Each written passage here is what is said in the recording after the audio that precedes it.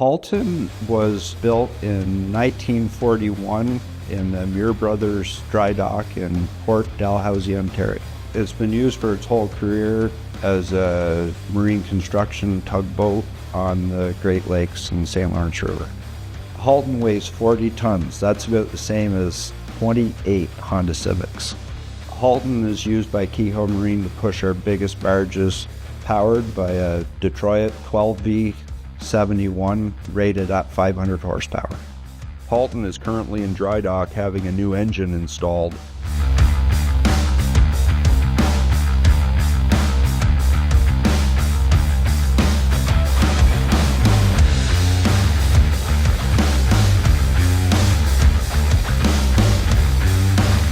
Currently we have the prop shaft and prop off the boat, and this one here is going to get sent away and rebuilt. Hopefully within the next couple months we will have the motors ready to go back in it. We may possibly repaint the hull and get it ready to go back into service for more years of hard work. So here's where we would actually have the prop shaft coming out of, and it would stick out to about flush with this housing.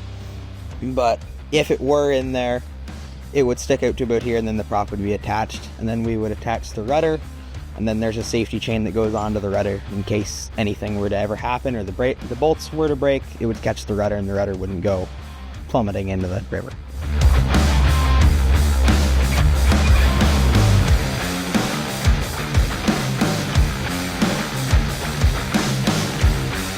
And we are replacing the motor in it with a newer 1271 Detroit with a turbo on it now. We're hoping to have the boat in by spring.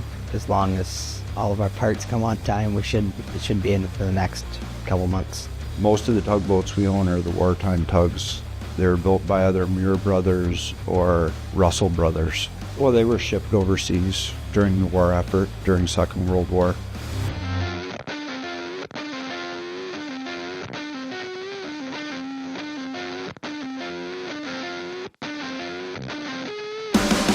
Halton has always worked on the Great Lakes and the St. Lawrence River. Overall, Halton is much larger than most of our tugs. It sits very high in the water, so it's really good for jobs out on Lake Ontario, and overall it's just a very well working and powerful tug.